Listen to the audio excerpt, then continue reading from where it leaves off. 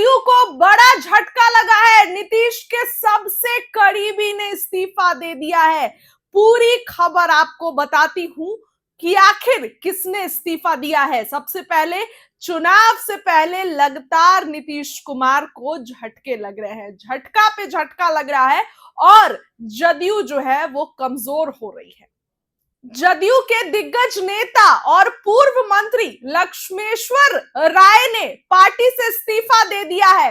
उन्होंने तुरंत ही आरजेडी का दामन थाम लिया और तेजस्वी यादव से मिलकर पार्टी की सदस्यता ली। आरजेडी में शामिल होने के बाद लक्ष्मेश्वर राय ने जदयू पर जमकर हमला बोला। उन्होंने कहा कि जिस पार्टी के लिए उन्होंने इतने साल काम किया, अब वह अति पिछड़ों की पार्टी नहीं रह गई है। राय ने दावा किया कि जदयू में अब अति पिछड़े समाज के लोगों को कोई सम्मान नहीं बचा है।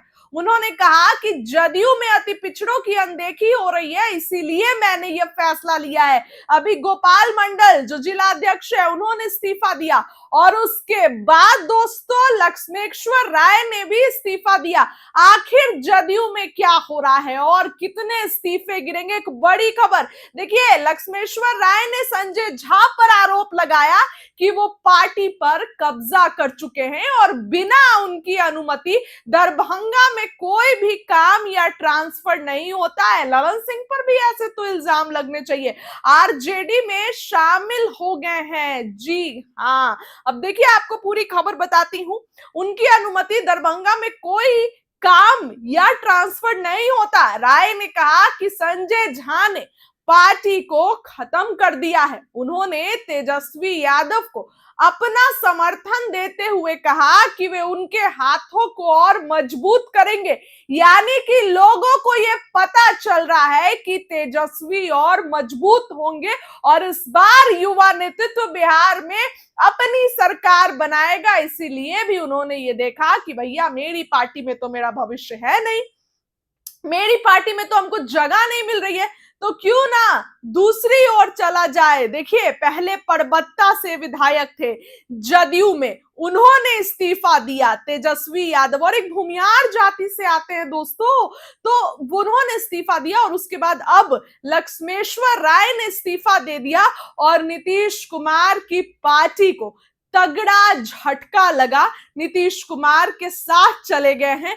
कहीं ना कहीं दोस्तों एक बड़ी खबर बिहार की राजनीति से निकल कर आई है। देखिए, उनके आरजेडी का दामन उन्होंने थाम लिया है। बगल में शक्ति यादव नजर आ रहे हैं और एक आप कह सकते हैं तो बिहार की राजनीति में सबसे बड़ा उलटफेर हुआ है और कहीं ना कहीं ये झटका जो है वो नीतीश कुमार के लिए सबसे बड़ा है, क्योंकि जिस तरीके से पार्टी में शामिल हो गए हैं और देखिए मंत्री रहे हैं ना, बिहार सरकार में मंत्री रहे हैं, तो ये दिखाता है कि अब नीतीश कुमार की पार्टी से कोई भी खुश नहीं है। अब नीतीश कुमार की पार्टी में लोग नहीं रहना चाहते हैं। लोगों को ये लग रहा है कि उनकी पार्टी में सम्मान नहीं होता है अति पिछड़ों का, कार्यकर्ताओं का। मास्टर मुजाहिद आलम, शशि रंजन, मीना द्विवेदी, इसके बाद आप देखिए तो अभी अभी इस्तीफा आ गया है जो है वो लक्ष्मेश्वर राय का। ये इस्तीफा जदयू के लिए सबसे बड़ा झटका है। ऐसे में तेजस्वी ने आज प्रेस कॉन्फ्रेंस भी किया है। क्या कुछ वो कह रहे हैं, आप जरा उनकी बातों को अब सुनिए। सिख और युवा क्रांतिकारी जा रहे हैं और लगातार लोगों का ये अपेक्षा और ये उम्मीद थी कि हमारा विजन क्या है, हमारा रोड मैप क्या है, बिहार को हम आगे कैसे ले जाएं। तो आज एक ऐतिहासिक घोषणा, युगांतकारी घोषणा हम आप सब लोगों के समक्ष जो है करना चाहते हैं और ये पहली घोषणा है, कोई अंतिम घोषणा नहीं है। इसके बाद भी जो हमारा विजन जो है वो आप लोगों के समक्ष अलग अलग प्रेस कॉन्फ्रेंस के माध्यम से हम लोग रखेंगे। तो आज आप सब लोग आए और आप लोग भी इच्छुक होंगे कि जाने भाई क्या घोषणा हो रही है। याद कीजिए, जब 2020 में हमने जब घोषणा की थी, सरकार बनते ही पहले कलम से पहले कैबिनेट में 10 लाख नौकरी जो है तेजस्वी देगा। मौजूदा मुख्यमंत्री जी अभिभावक तुल्य, उन्होंने उस वक्त कहा था कि असंभव है, पैसा कहाँ से आएगा, अपने बाप के पास से लाएगा क्या। बीजेपी ने 19 लाख नौकरी नहीं, रोजगार की बात की। उस वक्त उनके फाइनेंस मिनिस्टर यहाँ आकर के उन्होंने घोषणा की थी। ये बात बिहार के लोगों को पता है, लेकिन सरकार बनने के 2 साल बाद भी किसी को नौकरी और किसी को रोजगार नहीं मिला। और 20 साल ये खटारा सरकार का कभी ध्यान ही नहीं था कि बेरोजगारी जो है सबसे बड़ा मुद्दा है। नौकरी और रोजगार के बारे में चर्चा भी नहीं होती थी। तेजस्वी के दबाव में, तेजस्वी के कारण, कोई प्रमाण तेजस्वी को देने की जरूरत नहीं है, 17 महीने में जो हमने काम किया, 5 लाख नौकरी, 3.5 लाख नौकरी प्रक्रिया दी, हम लोगों ने जो है कराया है। आज वही लोग जो है बेरोजगारी भत्ता देने की बात कर रहे हैं, नौकरी देने की बात नहीं कर रहे हैं, बेरोजगारी भत्ता देने की बात कर रहे हैं। बस बहुत हुआ, अब बिहार बदनाम नहीं होगा, बल्कि देश दुनिया में बदलाव का वाहक बनेगा। सामाजिक न्याय के बाद बिहार अब आर्थिक न्याय का गम है।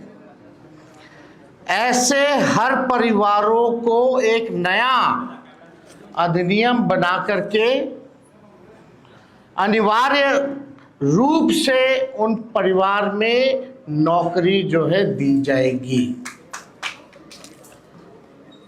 यानी सरकार बनते ही इन्होंने 20 साल तक कोई नौकरी नहीं दी, कोई रोजगार नहीं दी, लेकिन सरकार बनते ही 20 दिनों के अंदर यह अधिनियम बनाया जाएगा और 20 महीने में ऐसा कोई बिहार का घर नहीं बचेगा जिसके पास सरकारी नौकरी नहीं होगी। यानी सरकार बनते ही 20 दिनों के अंदर अधिनियम बनाएंगे और 20 महीनों के अंदर जिस परिवार में भी सरकारी नौकरी नहीं है, तेजस्वी उस हर परिवार को एक सरकारी नौकरी दिलाने का काम करेगा। ये हम लोग, आप जानते हैं, कोई प्रमाण देने की जरूरत नहीं है। और ये जो हम घोषणा जो कर रहे हैं, बहुत लोगों का सवाल होगा, कैसे होगा, कब होगा, क्या तरीका है। ये सवाल उस समय भी पूछा गया था 20 में, और उस समय भी हमने कहा था कि ये साइंटिफिक रूप से हम लोगों ने अध्ययन किया है। हम लोगों के पास वैसे सारे परिवारों का डेटा जो है, जो हम लोगों ने सर्वे कराया था, उसके आधार पे हम लोगों के पास है, बिहार सरकार के पास है, किस परिवार के पास नौकरी है, नहीं है। और ये पूरी तरीके से हम अगर घोषणा कर रहे हैं तो ये मेरा प्रण है, और जो हो सकता है वही हम करें। कोई जुमलेबाजी नहीं कर रहे, किसी को ठगने का काम नहीं कर रहे, और प्रमाण देने को तेजस्वी को देने की जरूरत नहीं है। हमने वो 17 महीने में काम किया।